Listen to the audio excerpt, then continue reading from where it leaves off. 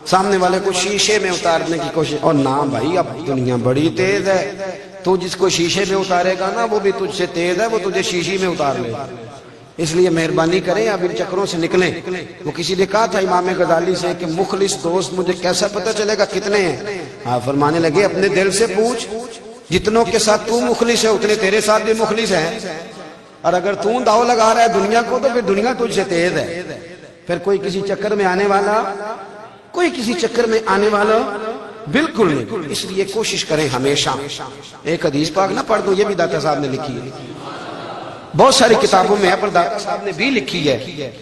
نبی کریم علیہ السلام نے فرمایا جنت میں کثرت بھولے بھالے لوگوں کی ہوگی، جنت میں کثرت بھولے بھالے لوگ جنت میں، وہ جو آسمان پہ تارا لگا بھی آتے ہیں پھر شام کو دوبارہ لے بھی آتے ہیں، وہ تیز بڑے ہیں پر رہ ہمیشہ پیچھے ڈالتے ہیں، وہ جو سادے ہیں چکروں میں نہیں پڑتے۔ اب یقین کریں اب تو نا لوگوں سے مل کے کئی دفعہ گھٹن ہونے لگتی ہے، بعض لوگوں سے ملاقات کریں طبیعت لگتی نہیں زیادہ تر، اس لیے کہ محسوس ہوتا ہے کہانیاں گاڑ رہے ہیں، قصوں کی دنیا کے لوگ، یہ وہ بعد میں وزن نہیں، وہ سرور نہیں۔ اور بعض لوگ آتے ہیں کچھ کہتے بھی نہیں، لیکن ان کے لب و لہجے میں اتنی مٹھاس ہوتی ہے کہ دل کرتا ہے کبھی یہ دوبارہ بھی آیا کرے، کبھی پھر بھی کبھی آئے، کبھی پھر ملے۔ تو معاشرے کو حسن دیں، معاشرے کے اندر کوفت نہ پیدا کریں۔ بات چونکہ وقت تھوڑا رہ گیا، داتا علی اجمیری کہتے ہیں اللہ کی مخلوق سے پیار کر، اللہ تجھ سے راضی ہو۔ آپ نے دلیل کے طور پہ بنی اسرائیل کا ایک واقعہ لکھا۔ آپ فرماتے ہیں بنی اسرائیل کے اندر ایک شخص تھا جو پہاڑ کی چوٹی پہ عبادت کرتا تھا، لوگ اوپر چڑھ کے ملنے کے لیے آتے، رستے میں ایک ڈھلان تھی، لوگ اس پر چڑھتے تو پاؤں پھسل جاتے، بہت سارے لوگ گر جاتے۔ ایک دن وہ شخص کہنے لگا اللہ اگر تجھے نہ بناتا تو کیا ہوتا، ایسے بیکار بنا دی، رب ناراض ہو گیا۔ اس وقت کے پیغمبر علیہ السلام کو وہی فرمائی اسے کہو تو میری تخلیق پہ اعتراض کرتا ہے، جا میں نے تیرا نام ولیوں کی صف سے کاٹ کے نافرمانوں کی صف میں لکھ دیا۔ وہ نبی اس امت کے علیہ السلام تشریف لائے اور آ کے اسے کہا کہ رب کریم نے تیرا نام کاٹ کے نا ولیوں کی لسٹ سے نافرمانوں کی لسٹ میں لکھا ہے۔ کہنے لگا حضور اللہ نے خود لکھا ہے؟ کہا ہاں۔ وہ سجدے میں گر گئے، یا اللہ تیرا شکر ہے، یا اللہ تیرا شکر ہے۔ پیغمبر فرمانے لگے یہ کیا کر رہے ہو؟ عرض کی حضور آپ نے کہا نا اللہ نے میرا نام لیا، میں کہاں اور میرا رب کہاں؟ اس نے میرا نام لیا حضور، میں تو اپنے آپ کو کسی کھاتے میں نہیں سمجھتا تھا۔ اچھا اگر مالک نے اب مجھے نافرمان فرما دیا ہے اور میری غلطی سے فرمایا ہے دوزخ میں تو میں جاؤں گا، حضور آپ اللہ کے نبی ہیں، آپ کے ذریعے کی التجا ہے مالک کے حضور، رب کریم سے عرض کیجئے گا کہ اب مجھے دوزخ میں تو پھینکنا ہی ہے، تو میرا وجود اتنا بڑا کر دے، اتنا بڑا کر دے کہ میں اکیلا جہنم میں آ جاؤں۔ میرا دل نہیں کرتا اللہ کا کوئی اور بندہ دوزخ میں جائے، میں چاہتا ہوں اتنے پیارے پیارے مخلوق پیدا کیے اس نے، کوئی جلے نہ، کوئی دوزخ میں جلے نہ، مجھے بڑا کر کے نا اکیلا بھر دے میرے وجود کو، میں اکیلا جلوں گا۔ عرض کرے رب کی بارگاہ میں، وہ پیغمبر وہی کھڑے تھے، وہی آئی، اے میرے نبی سے کہہ دو تو میرے بندوں سے پیار کرتا ہے تو میں تجھ سے پیار نہ کروں؟ جا میں نے تجھے معاف بھی کیا، تیرے لیے جنت کا فیصلہ بھی کیا، اور قیامت میں جس جس کی تو سفارش کرے گا میں ان سب کو بھی جنت عطا کر دوں گا۔ داتا صاحب کہتے ہیں اگر تو آسانی چاہتا ہے کہ اللہ جلدی راضی ہو تو کسی کا بھلا کرنے کی کوشش کر، کسی کو نفع دینے کی کوشش کر کہ اللہ کی مخلوق سے کوئی پیار ہو جائے، کسی کو تسلی دے، کسی سے محبت کر، کسی کے ساتھ تو خیر والا معاملہ کر، رب کریم تیرے لیے آسانیاں کرے گا۔ سالوں بیت گئے، میں نے کہا 1000 سال ہو گئے ان کے وصال کو کم و بیش، کتنے جی؟ 200-300 سال کے بعد لوگ بھول جاتے ہیں۔ بہت سارے ایسے درباروں پہ جانے کا موقع ملا کہ لوگ کہتے ہیں پتہ نہیں بزرگ کون تھے، لیکن یہاں مزار ہے، 1000 سال بیت گئے، 1000 سال۔ وہ جب یہاں برطانیہ حکومت کرتا تھا نا، انگریز کی حکومت تھی ہندوستان میں، تو لارڈز آف برطانیہ کہا کرتا تھا کہ یہ عجیب، میں نے داتا صاحب کی قبر دیکھی ہے تو قبر پر لوگوں کے دلوں پہ حکومت کرتی ہے، تو یہ قبر پر اس کا سکہ چلتا ہے۔ جو لوگ نہیں بھی نہ مانتے مزارات کی حاضری، ان کو بھی کبھی نہ کبھی آنا پڑی جاتی ہے۔ یہاں کی حاضری اتنی ضروری ہے کہ ان کو بھی کبھی نہ کبھی حاضری دینی پڑ جاتی ہے۔ داتا صاحب رحمت اللہ تعالی علیہ نے خدمات کی، کوئی زمین نہیں داتا صاحب کی، کوئی شخص نہیں بتا سکتا کہ اتنے مربع تھے، کوئی نہیں بتا سکتا کہ داتا علی اجویری رحمت اللہ تعالیٰ علیہ اتنے بڑے مکان میں رہتے تھے، ایک مسجد بنائی ساری زندگی۔ ایک دفعہ ایک صاحب مجھے کہنے لگے جی وہاں لوگ بڑا سجدے کرتے ہیں، شرک کرتے ہیں، فلاں کرتے ہیں، طالب علمی کا زمانہ تھا۔ میں انہیں اسے کہا چل یار چلتے ہیں، آجا حضرت یہ پتہ تو کریں۔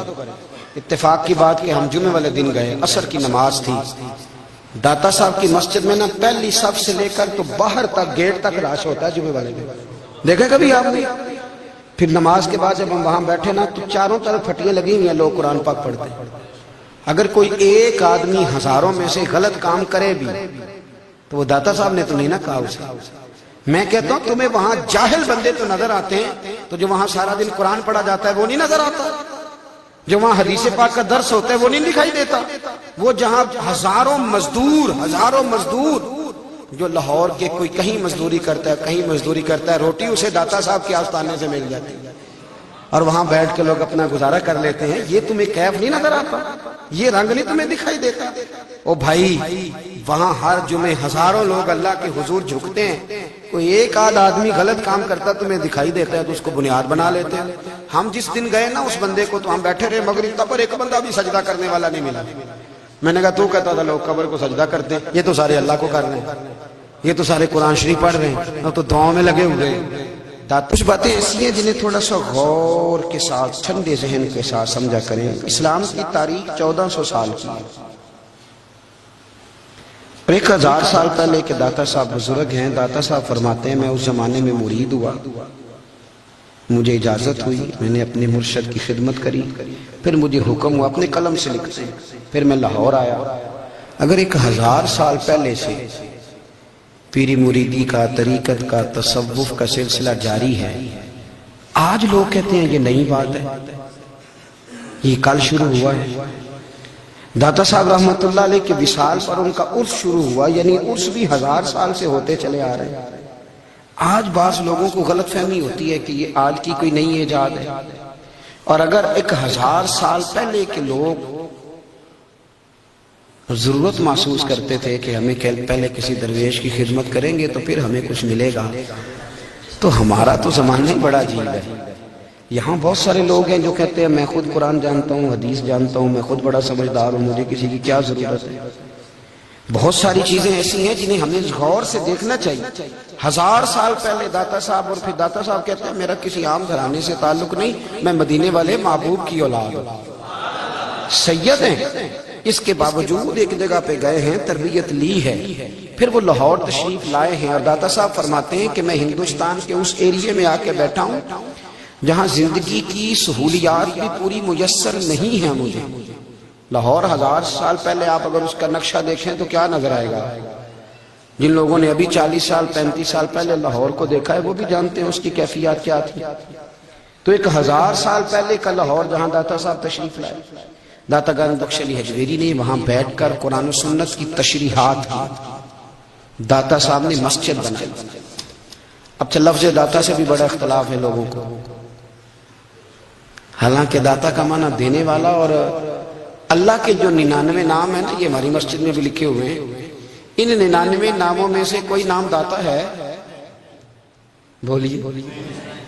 ایسے لوگ کہتے ہیں کہ یہ تو اللہ کا حصہ، بھئی یہ لفظ داتا تو ویسے ہی عربی کا لفظ ہی نہیں ہے، تو آپ چیزوں کو گھسیٹ گھساٹ کے اگر لے کے نا قرآن مجید میں آپ اپنے ماں باپ کے لیے دعا کرتے ہیں رب ارحمہما کما ربیانی صغیرا، یا اللہ ان دونوں کو بخش دے جو بچپن میں میرے رب بنے،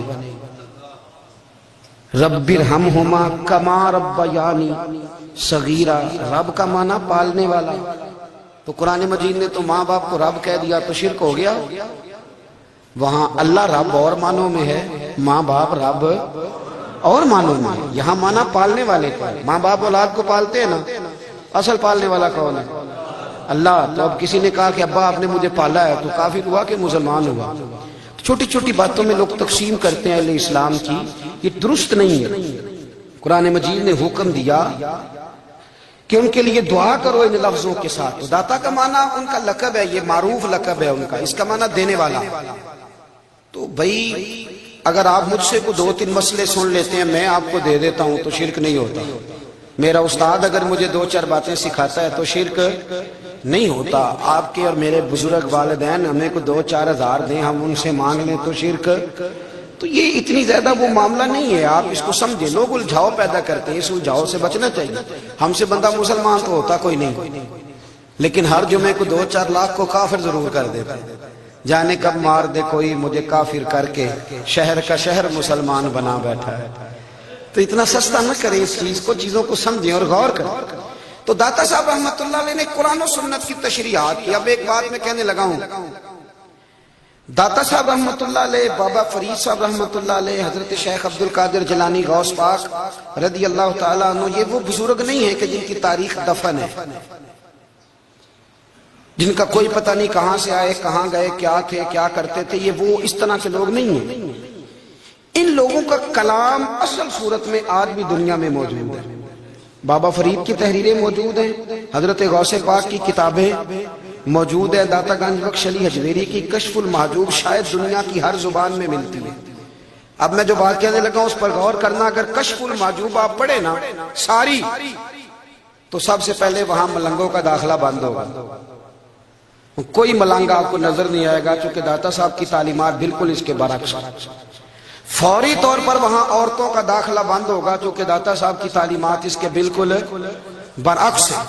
میلے ٹھیلے یہ ساری چیزیں وہاں بند ہوں گی. یہ کوئی کہیں نہیں داتا صاحب نے کہا کہ پنڈی سے پیدل آنا بڑے بڑے جھنڈے اٹھا کے اور میرے مزار پہ حاضری دینا. داتا صاحب اس کے مخالف ہیں, اس لیے کہ وہ کوئی ایسی چیز تو نہیں کہ وہ دفن ہے.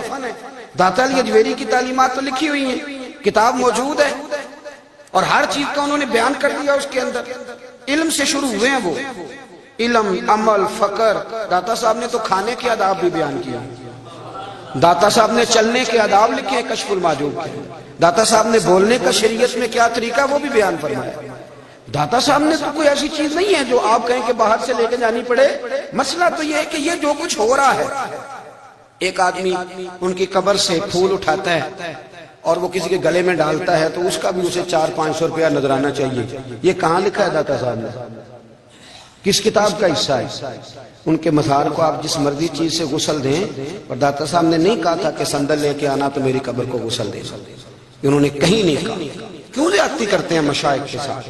میرے اعلیٰ حضرت فاضل بریلوی رضی اللہ تعالیٰ عنہ سے کسی نے پوچھا تھا, ہم بڑی لوگوں کی باتیں سنتے ہیں, مزارات پہ لوگ جاتے تھے تو نفع ہوتا تھا, اب کیا بات ہوئی؟ اب اس طرح سے ہماری دعائیں مستجاب نہیں ہوتی. تو اعلیٰ حضرت فرمانے لگے, تم بزرگوں کے مزاروں پہ غیر شرعی کام کرتے ہو, اللہ والے تم سے ناراض ہو گئے. وہ تو تم سے ناراض ہے, وہ تمہاری سفارش کریں گے اللہ کی بارگاہ میں, وہ تو ناراض ہے تم سے. تم وہاں جا کے جو کچھ کرتے ہو وہ ان کو راضی کرنے والا ہے کہ ناراض کرنے والا ہے؟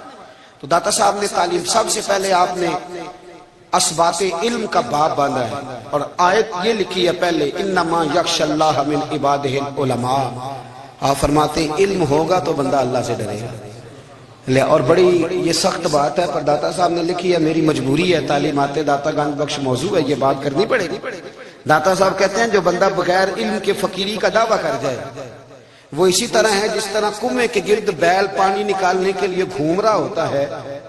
وہ چلتا تو رہتا ہے پر اس کی منزل کوئی بھی نہیں ہوتی, وہ گھومتا تو رہتا ہے پر اسے نتیجہ کوئی ملتا نہیں. فرماتے ہیں وہ اس بیل کی طرح ہے کہ گھومتا تو رہے گا پر کوئی منزل اسے میسر نہیں آئے گی. اگر کوئی منزل لینا چاہتا ہے تو پہلے اللہ کی کتاب پڑھے اور مدینے والے محبوب کی حدیث یاد کرے, پھر اسے منزل نصیب ہوگی, ورنہ اس کے لیے کوئی رستہ تعین ہو سکتا. اور داتا صاحب نے پھر حدیث لکھی نبی کریم علیہ السلام, فرماتے کچھ علم حاصل نہیں کرتے, کچھ علم لیتے ہیں پر اس سے نفع نہیں لیتے, پتہ ہوتا ہے پر عمل نہیں کرتے. آپ نے حدیث لکھی ہے, نبی کریم علیہ السلام نے فرمایا, اللہم انی اعوذ بک من العلم لا ینفع. اے اللہ میں اس علم سے تیری پناہ مانگتا ہوں جو علم تو ہو پر اس سے نفع نہ اٹھایا جا سکے, جو علم تو ہو پر اس پر عمل نہ ہو. داتا صاحب رحمت اللہ علیہ فرماتے ہیں علم ہمیشہ اس لیے سیکھنا کہ اللہ تبارک و تعالیٰ تمہیں اس کا نفع عطا کرے, اور پھر آگے بڑھتے ہیں. تو آپ فرماتے ہیں جب علم سیکھ لو تو پھر نہ اللہ رسول سے عشق کرنا, فرماتے ہیں پھر نمازیں پڑھنا آسان ہو جائے گا, روزے رکھنا آسان ہو جائے گا, قرآن مجید پڑھنا آسان, محبت کرنا